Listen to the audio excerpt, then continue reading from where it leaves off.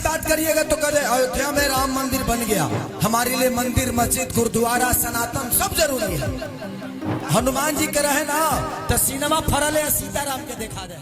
Khesari Lal Yadav Bhojpuri industry का बड़ा नाम, सुपरस्टार, लाखों फैंस का प्यार, सोशल मीडिया पर भारी समर्थन और चुनाव में उमड़ी हुई भीड़। फिर भी विधायक बनने से सिर्फ 7,600 वोटों से चूक गए।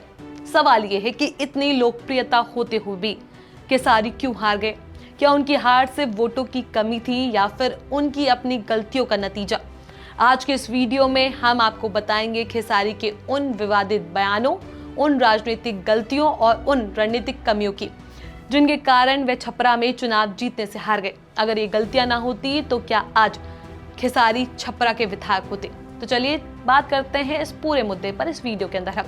नमस्कार, मैं हूं चेष्टा नागर, आप देख रहे हैं द हिंदी टॉप। खेसारी लाल यादव का पहला और सबसे बड़ा विवाद उस बयान से जुड़ा जिसमें उन्होंने कहा राम मंदिर पढ़ाई लिखाई कर कर नौकरी नहीं देता। ये बात उन्होंने एक जनसभा में बड़े सामान्य तरीके से कही थी। उनका मकसद था समझाने का कि धार्मिक मुद्दों से ज्यादा युवाओं को शिक्षा और रोजगार पर ध्यान देना चाहिए। विकास की बात करिएगा तो कहे अयोध्या में राम मंदिर बन गया, अच्छा है, हमें चाहिए, भगवान हमें चाहिए, लेकिन ये बताइए कि भगवान दिल में उत्पन्न होता है कि मंदिर में? हनुमान जी शारदा हनुमान जी के रहे ना तो सिनेमा फरल है, सीताराम के दिखा दे।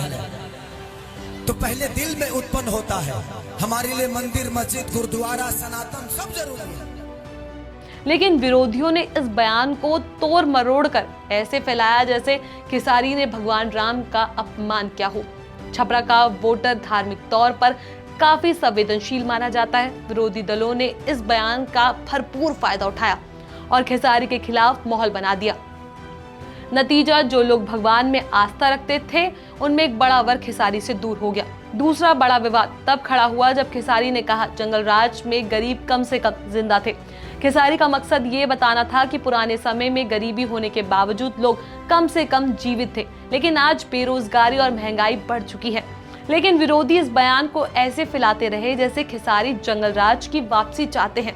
लोगों में ये मैसेज दिया गया कि खेसारी लाल यादव जंगल राज को सपोर्ट कर रहे हैं। इससे उनकी छवि को बहुत नुकसान पहुंचा, खासकर उन लोगों के बीच जो बिहार के पुराने दौर को भूल नहीं पाए। इसके अलावा खेसारी का सबसे बड़ा मुद्दा था स्थानीय नेताओं से कमजोर कनेक्टिविटी।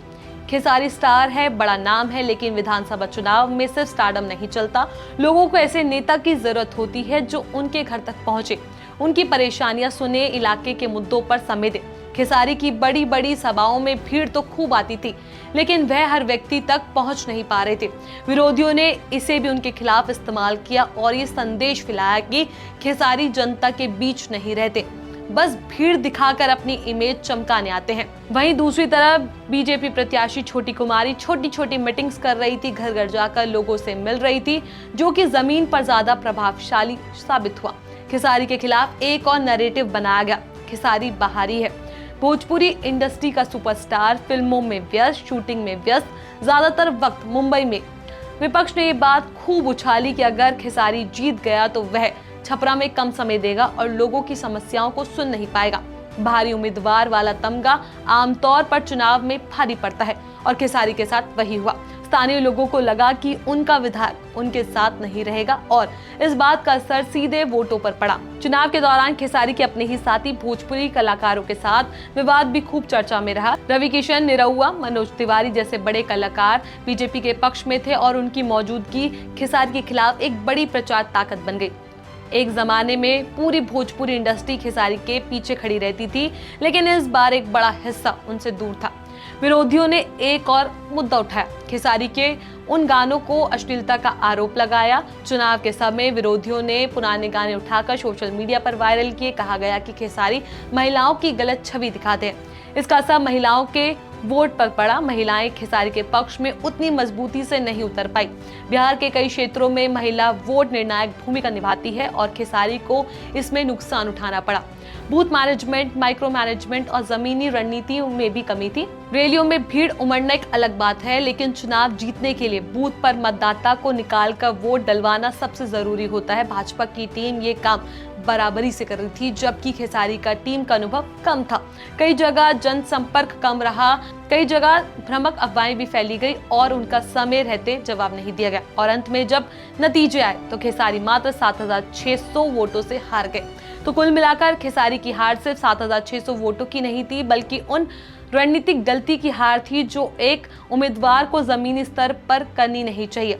विवादित बयान, विरोधियों का नैरेटिव, कमजोर जनसंपर्क, स्थानीय नेताओं से दूरी, इंडस्ट्री का बंटवारा और बाहरी होने का तमगा, ये सभी वजह मिलकर खेसारी को चुनावी किस्मत पर भारी पड़ गई।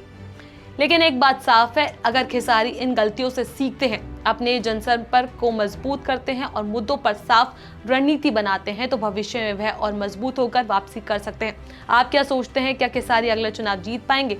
इस खबर को लेकर आपका क्या कुछ कहना है? अपनी राय हमें नीचे कमेंट बॉक्स में जरूर बताएं। ऐसी और भी वीडियोस के लिए आप हमारे चैनल द हिंदी टॉप को सब्सक्राइब कर लें। इसके अलावा आप हमें एक्स, फेसबुक और इंस्टाग्राम पर भी फॉलो कर सकते हैं।